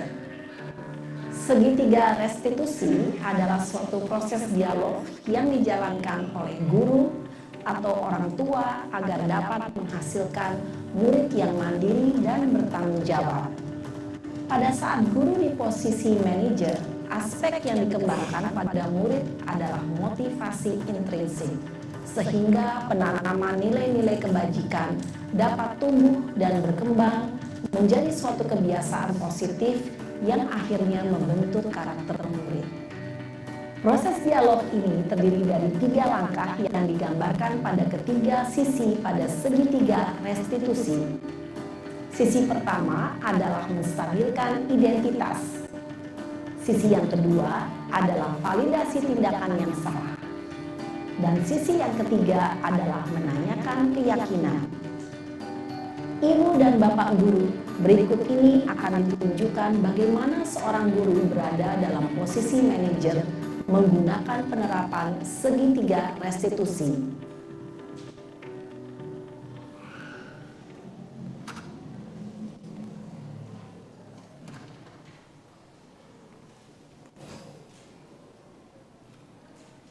Siang Sarah. Siang Pak. Sudah lama nggak ketemu Sarah? Kenapa hari ini ada di sini? Kesel Pak, kesel banget. Masa aku dikatain tukang fitnah Pak? Ya aku marah lah. Aku balik ngatain Eka di depan kelas. Kesel banget. Oh begitu. Ya pasti kamu marah dan kesal. Bapak juga akan marah apabila ada yang menuduh Bapak seperti itu. Kemudian pada saat itu kamu mau melakukan apa? Ya saya langsung ngatain Eka lah Pak. Kesel banget. Saya bentak-bentak dia depan teman-teman lain. Oh begitu. Pasti kamu melakukan seperti itu karena suatu alasan tertentu, bukan? Iyalah, masa saya diam saja Pak? Ya saya bela diri lah. Masa saya dituduh tukang fitnah? Ya wajar lah. Mempertahankan harga diri itu sesuatu yang penting buat kamu. Untung kamu tidak bertindak lebih gegabah lagi. Hanya membentak-bentak. Iya Pak. Untung saya masih bersabar dan hanya membentak saja. Sudah gemes padahal. Saya pasti bela diri lah. Ya pasti ya. Tapi kamu memilih untuk tetap bertahan dan bersabar. Kamu memilih untuk tidak berbuat lebih parah lagi, bukan? Iya. Nah, sekarang coba kita lihat lagi tindakan kamu yang bentak-bentak Eka di kelas. Tindakan kamu itu kira-kira sesuai dengan keyakinan kelas atau prinsip kamu tidak? Enggak lah Pak. Capek Pak jadi pemarah. Jadi keyakinan atau prinsip mana yang kurang sesuai dengan keinginan kamu? Ya, saya sebenarnya sangat menghargai orang lain. Mungkin saat itu saya menjadi emosi, jadi tidak menunjukkan sikap itu. Kamu meyakini tidak? Menghargai orang lain itu penting buat kamu. Yakinlah Pak. Iya, setuju. Kita harus saling menghargai. Namun, ada juga keyakinan yang kita sepakati yang perlu kita jalankan apabila kita sedang marah, bukan? Ya, saya bisa lebih proaktif, mulai dengan diri sendiri. Saya bisa jadi lebih bersabar, mengambil waktu jeda untuk berpikir mau apa selanjutnya. Kira-kira kamu bersedia memperbaiki masalah ini tidak? Bersedia Pak.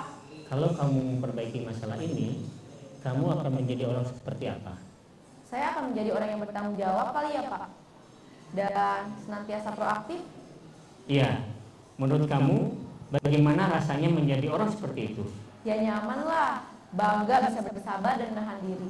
Baiklah kalau begitu. Yuk kita pikirkan bagaimana memperbaiki masalah ini.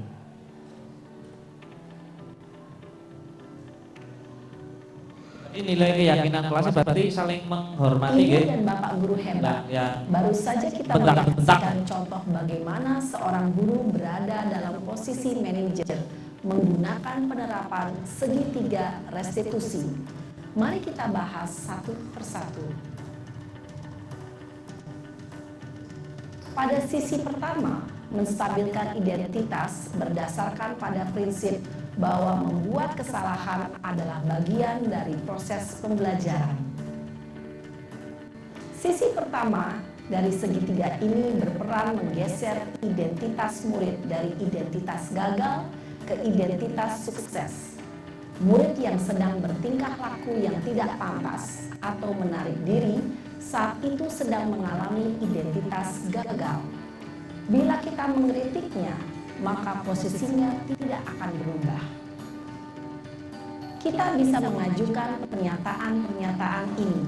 1. Membuat kesalahan sesuatu yang wajar. 2. Manusia tidak ada yang sempurna. 3.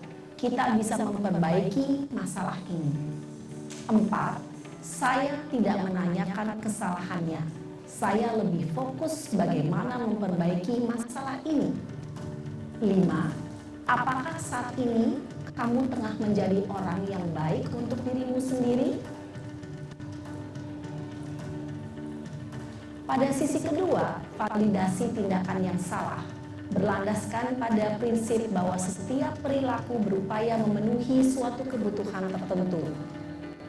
Guru yang telah memahami teori kontrol akan bergeser dari pemikiran stimulus respon menjadi proaktif dan mencoba untuk mengenali tujuan dari perilaku murid.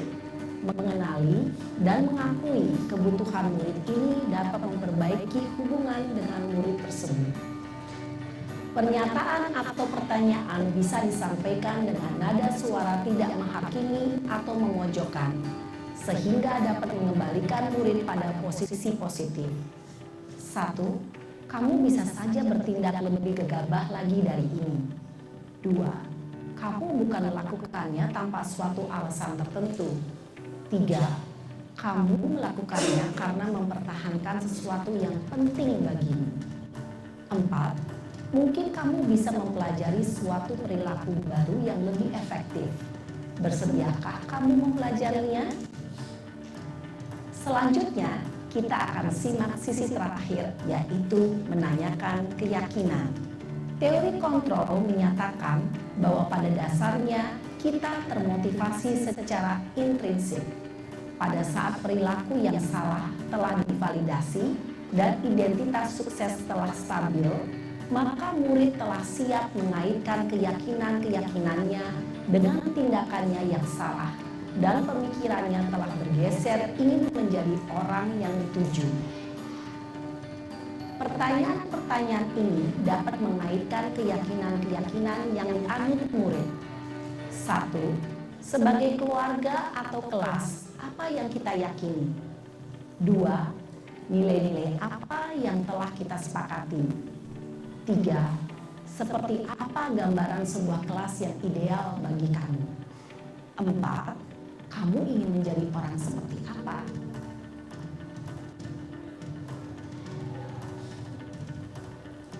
Dalam menerapkan segitiga restitusi, perlu diperhatikan beberapa hal, yaitu 1. Perilaku yang salah perlu dikaitkan dengan nilai-nilai atau keyakinan-keyakinan yang telah disepakati atau dituju. 2. Kesediaan orang yang melakukan kesalahan untuk memperbaiki masalah. 3. Pemecahan masalah sebisa mungkin relevan atau memiliki hubungan dengan masalah yang ada. 4. Usaha. Perlu adanya suatu usaha perbaikan dari pihak yang berbuat kesalahan. 5. Waktu. Perlu didedikasikan waktu dari pihak yang berbuat kesalahan. Tanyakan kapan akan mulai diberlakukan usaha untuk memperbaiki masalah. Dengan memahami struktur penerapan segitiga restitusi, diharapkan guru dapat menerapkan posisinya sebagai manajer dengan mengajukan pertanyaan-pertanyaan bermakna yang dapat membuat murid menjadi lebih percaya diri, bertanggung jawab, dan mandiri. Nah, Ibu Bapak Guru perlu tidaknya mengikuti ketiga tahapan dalam segitiga restitusi bergantung pada ringan beratnya suatu permasalahan. Misalnya, bila permasalahan tersebut ringan, maka tidak perlu dijalankan secara berurutan. Bahkan bisa semudah menanyakan apa keyakinan yang kita sepakati.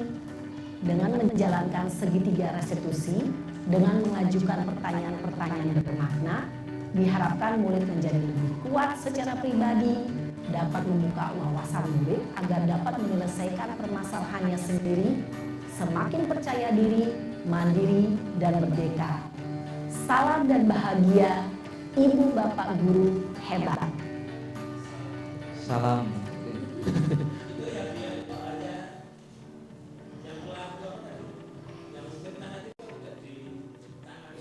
Yang mana Pak?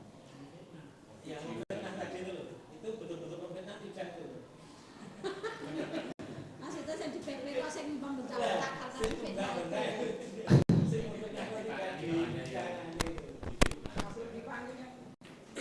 Yang video pertama apa video kedua? Oh, itu membentak-bentak itu. Nah, ini kan kalau yang tadi itu kan ada 5, sorry Pak, di sini ya. Ada 5 posisi. Nah, di sini ada 5 posisi kontrol. Tadi yang membentak-bentak itu kan di sini ada posisi penghukum. Yang membentak-bentak ya, terus posisi pembuat merasa bersalah tadi membentak atau tidak Bu? Saya dimaksud Pak Edi itu video yang ini tadi loh. Saya di BP ini. Yang satu memfitnah, yang satu yang oh iya. Maksudnya cuma satu toh yang ditampilkan. Nah itu kan melihat salah satu untuk memunculkan apa ya namanya, memuncul segitiga restitusi. Jadi itu segitiga restitusi bisa dua-duanya dipanggil. Nanti ada soalnya Pak. Nanti ada soalnya Pak. Benar yang dikatakan Pak Edi, karena mungkin yang membuat video ini mungkin hanya memunculkan satu saja, tapi pada kenyataannya itu nanti ada bisa 2, bisa 3, bahkan lebih gitu ya. Nah ini mungkin lebih apa ya namanya, bisa lebih intens dalam membuat videonya. Mungkin seperti itu Pak Edi. Tapi segitiga restitusi ini memang kalau permasalahannya itu ada 5 anak atau 3 anak, ya pastinya 5 anak itu akan dipanggil semua ya, dan nanti bisa dibimbing menggunakan segitiga restitusi. Nah, segitiga restitusi itu kan digunakan untuk mencapai posisi manajer Pak. Jadi tidak spontanitas langsung kamu seperti ini. Nah, maksudnya seperti itu. Dan menuju posisi manajer itu kan prosesnya yang pasti lama dan sulit. Contohnya saja kemarin saya sama Bu Mala itu yang viral ya Bu ya, itu nggak pakai restitusi, kita langsung ke rumahnya, kita pokoknya bocah ini iso mangkat, kan seperti itu. Tapi setelah melihat video ini, berarti kan kita harus lembut dan sebagainya kan.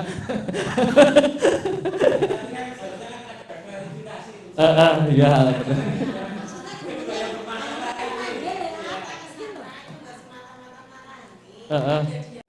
Iya. Sebelah rumahnya yang kita ajak dialog juga, kita kan sudah akses memang. Ya, betul. Tapi yang kita lakukan itu yang kurang itu satu Bu, keyakinan kelas yang enggak sih Bu. Betul. Itu keyakinan. Belum ada keyakinan. Keyakinan kelas berarti kan dibuat per mapel Bu, beda-beda Bu. Bisa seperti itu. Jadi Bu Nani dengan saya itu beda. Apanya?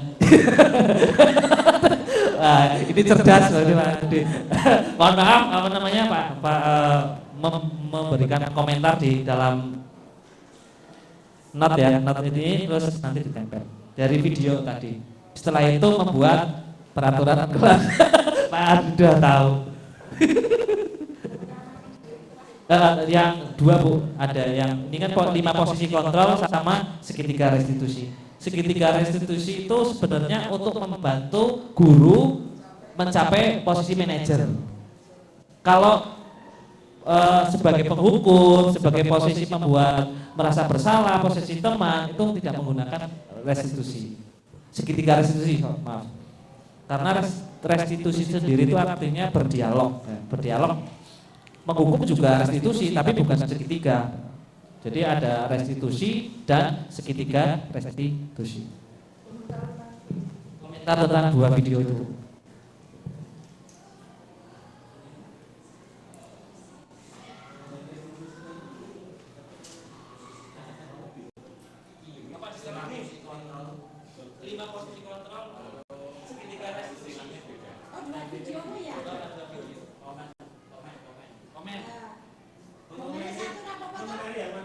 Dua-duanya Pak. Maksudnya Jadikan satu, kalau kurang masih ada. Cukup. 2, yang 5 posisi kontrol dan segitiga restitusi. Apa perlu diputarkan lagi? Enggak perlu kan? Maksudnya video 1, video 2. Iya, bikin satu enggak apa-apa Bu. 1 kalimat enggak apa-apa. Nanti saya ringkas komentar-komentar Ibu, nanti saya refleksikan di dalam tugas saya Bu.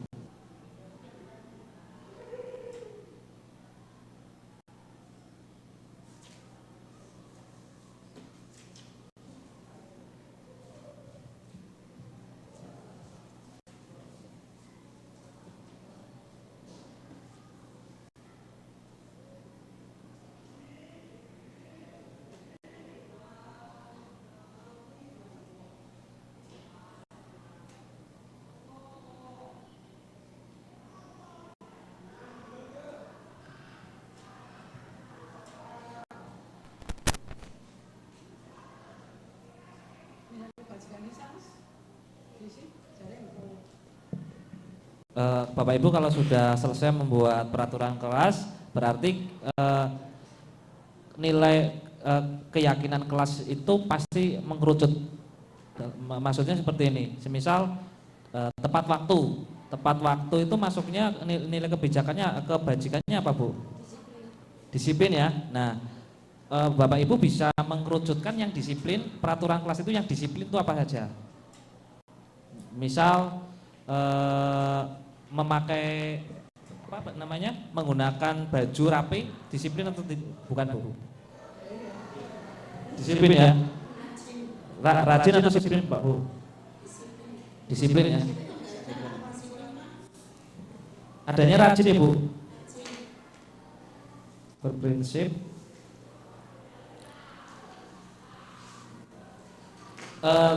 Kalau tidak membuli itu apa Bu ya? Kata-katanya ya Bu yang bagus.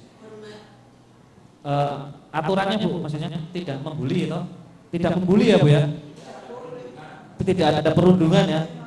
Nah, itu masuknya nilai kebajikannya apa, itu kan seperti itu. Saling menghargai antar teman, saling menghargai di sini juga ada. Jadi dari 10 aturan yang Bapak Ibu buat itu nanti dikerucutkan, dalam arti saling menghargai itu apa saja gitu.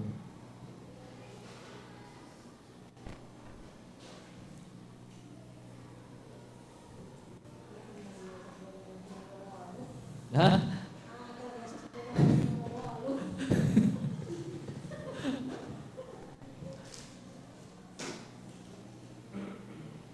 Jadi apa yang Bapak Ibu lakukan kemarin saya sudah lakukan.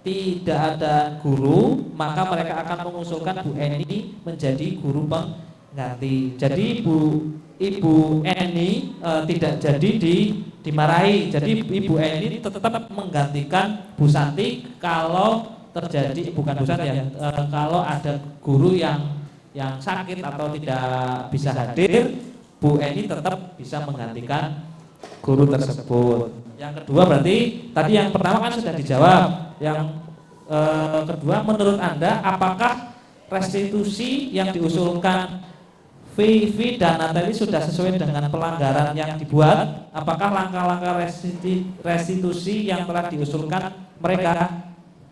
Gimana Bapak Ibu? Yang ini menurut Anda apakah yang satu siapa ya Pak Edi ya? Kasus satu Pak Jawadi. yang satu kan sudah jawab, ini tadi sudah. Menurut Anda apakah restitusi yang diusulkan Vivi dan Natali sudah sesuai? Jadi Vivi merasa bersalah dan Vivi intinya Vivi dan Natali menemui guru tersebut, setelah itu berdiskusi. Nah, apakah sudah benar atau belum Bu? Tuh. Nih. Jadi nilai keyakinan kelas yang dilanggar Vivi dan Vivi dan Natali itu adalah tidak menghormati gurunya nggih di sini ya. Jadi Vivi dan Natali sudah mengakui bahwa dia tidak di sini ada sikap saling menghormati. Nah, di sini ada tulisan sikap saling menghormati. Dan langkah-langkah restitusi apa yang telah diusulkan mereka? Ya, langkah yang pertama pastinya dari tiga restitusi itu. Nah, ini pertama menstabilkan identitas dulu. Setelah menstabilkan identitas, yang kedua validasi tindakan yang salah. Kan tadi sudah bilang, saya salahnya seperti ini. Dan yang terakhir itu keyakinan kelas. Nah, keyakinan kelas apa yang mereka langgar? Berarti menghormati. Nah, itu. Jadi si Vivi dan si Natali sadar bahwa dirinya salah dan tidak akan melakukan hal tersebut. Itu. Mungkin ada tanggapan dari Bapak Ibu? Dalam kasus di atas, posisi apakah yang telah diambil Bu Eni dan mengambil kalau Bu Eni seperti apa Bu ini? Bu Eni. Tadi kan siswanya.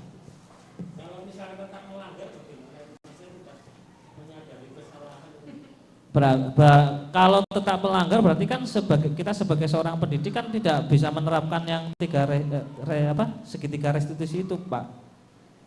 Kan segitiga restitusi berarti kan ada dialog gitu, Pak. Pasti sebelum ada dialog kan anak diberi pengertian mau berdialog atau tidak, mau berbaik tidak. Misal, wah aku tidak mau, berarti kan sebelum menuju tiga restitusi itu berarti anak sudah menolak dulu, Pak. Berarti anak itu misal ya, anak itu wah aku mau pengen sekolah aku, berarti kan anak sudah menolak dialog itu. Dan kita sebagai seorang pendidik kan nggak bisa menekan. Ya udah, berarti anak itu kan ada pastinya kan ada anak yang keluar dari sekolah nggak mau berdialog. Berdialog pun kalau ya kemarin pernah ya Bu ya, yang itu ya Ivan apa sih yang dulu itu kan anak itu dicari di sana di Brenggong itu nggak ketemu di Balidono. Nah kita belum sampai berdialog aja sudah seperti itu, kita ya berarti nggak menuju ini Bu Pak. Kalau sudah menuju tiga restitusi ini dimungkinkan ya kan nggak ada yang sempurna, dimungkinkan anak itu untuk mengulangi hal tersebut itu kecil gitu kan, nggak ada yang sempurna Pak gitu. Gimana Pak Edi? Setuju. Oke, terima kasih Bapak Ibu atas masukannya Bapak Ibu. Satu lagi ya Bapak Ibu, menuliskan refleksi dalam arti apa yang sudah kita dapatkan di hari ini ditulis nanti ditempelkan kembali. Oh ya, gak lagi, besok gue kesuwen ya.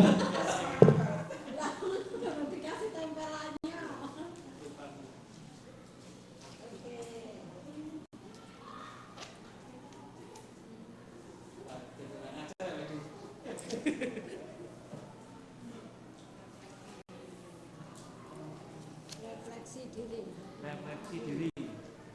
Menggunakan teori atau enggak? Anak teori ini.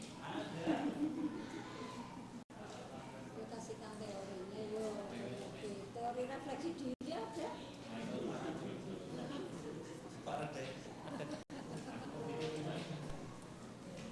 Untuk refleksi itu sebenarnya ada panduan untuk merefleksi, tapi nanti terlalu lama. Ada sih intinya refleksinya apa yang Bapak Ibu sudah dapatkan hari ini, itu intinya. Tapi panduannya juga ada. Tapi untuk sekarang dibuat sesuka hati, suka-suka. Apa yang sudah didapatkan hari ini Bapak Ibu mudah-mudahan bisa bermanfaat.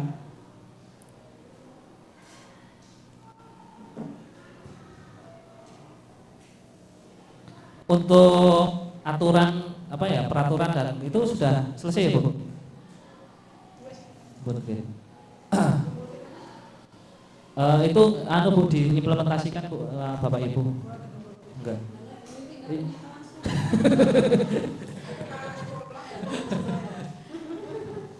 Enggak, yang saya nanti itu yang dari refleksi Bapak Ibu itu saya catat nanti di situ. Gimana Pak Ardi? Refleksinya wis sampai udah selesai. Perlu boleh.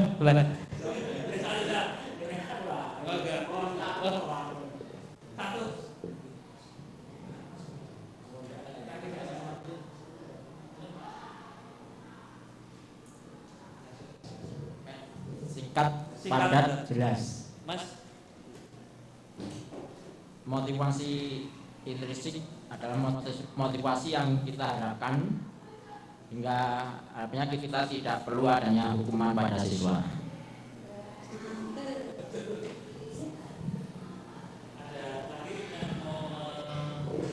Pak Edi, Pak Zainal sepertinya belum bicara. Apa yang sudah didapatkan tadi? Sudah, terima kasih. Kesimpulan dari saya, dari yang saya lihat dari awal sampai akhir, ini dalam penanganan masalah siswa di sekolah, ini ada beberapa tahap yang harus dilalui. Jadi tidak hanya 1 tahap, 2 tahap, tapi ada proses sehingga mendapatkan hasil yang positif baik bagi siswa sendiri maupun bagi guru dan warga sekolah yang lain. Itu inti yang saya dapatkan itu. Ya, terima kasih. Bu Rina sepertinya belum berbicara. Apa Bu Retno?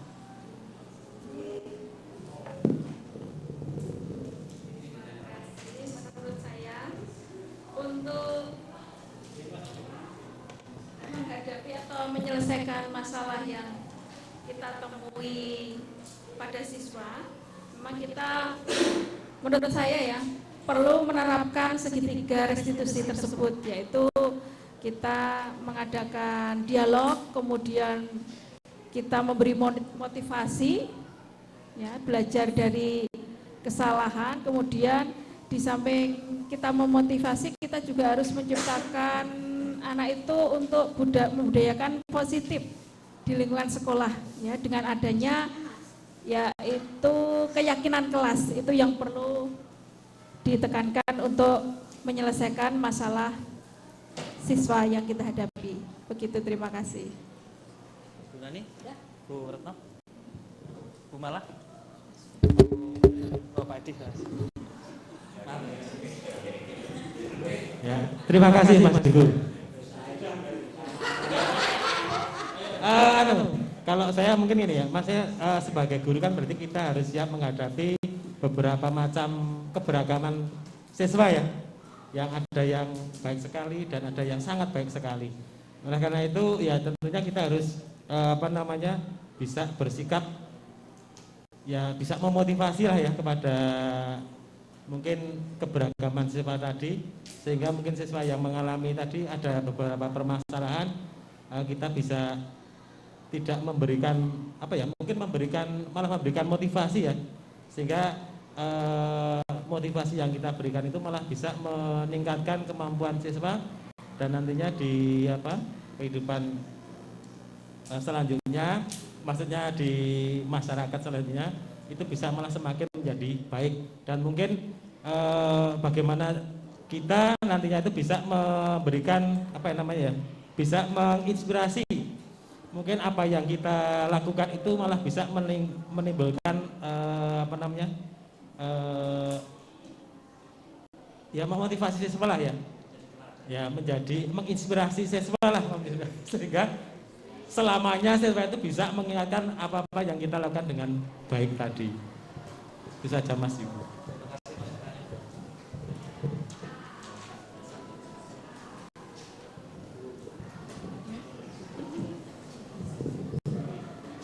Cuma kesimpulan dari pemaparan materi saya bisa membedakan apa itu hukuman, apa itu konsekuensi ya.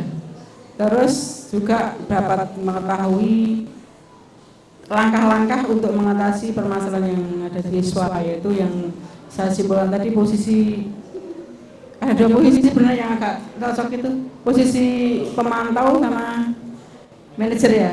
Manajer itu bagus juga. Cuma manajer kalau dilengkap karena ada segitiga restitusi, tapi kalau pemantau kan tidak lengkap, mungkin tidak lengkap dengan langkah-langkah seperti itu. Tapi itu sudah termasuk bagus yang sebuah tantangan yang gimana ya, yang susah tapi ya harus dilakukan ya, apalagi sekarang sudah teknologinya sudah makin kesini semakin semakin bagus, semakin berkembang, dan kita sebagai seorang pendidik harus bisa mengikuti zaman sesuai dengan filosofi Ki Hajar Dewantara, yang kita sebagai menuntun siswa sesuai kodratnya dan mengikuti perkembangan zaman. Jadi apa yang sudah kita diskusikan ini mudah-mudahan bisa bermanfaat buat kita semua. Mungkin ada pertanyaan dari sesi ini sebelum sudah capek gitu. Saya akan merefleksi dari apa yang sudah kita dapatkan hari ini. Tanpa kita sadari ya Bapak Ibu, kita sudah melakukan pembelajaran yang berpihak pada murid. Dalam arti Bapak Ibu juga ya aktif ya di sini ya. Alangkah baiknya apa yang sudah kita lakukan ini bisa diimplementasikan kepada murid ya. Jadi tadi Bapak Ibu sudah menuliskan terus menempel, berarti kan anak itu anak aktif ya. Pak Ardi kan jadi nggak ngantuk, jadi nggak ngantuk. Wah, Pak Edi pertanyaannya bertubi-tubi dari tadi.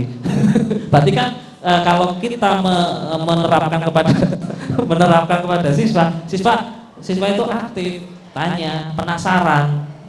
Terus apa yang saya sudah tampilkan itu kan membuat Bapak Ibu penasaran. Oh, seperti ini 5 kontrol. Berarti apa yang harus kita tampilkan kepada murid itu membuat penasaran dulu, rasa ingin tahu dulu. Nek bocah penasaran pasti kan antusias. Kalau sudah antusias dia akan bertanya. Kalau sudah bertanya berarti kelas itu akan hidup. Itu yang saya ambil dari diskusi hari ini, Bu. Jadi mudah-mudahan bisa bermanfaat buat saya, buat Bapak Ibu yang di sekolah, terus buat murid kita, buat murid kita ya. Mudah-mudahan murid kita juga bisa setelah lulus bisa dari kedisiplinannya dan dari tingkah lakunya bisa dibawa di dunia kerja. Kalau tidak ada pertanyaan, terima kasih. Akhir salam, billahi taufiq wal hidayah. Wassalamualaikum warahmatullahi wabarakatuh.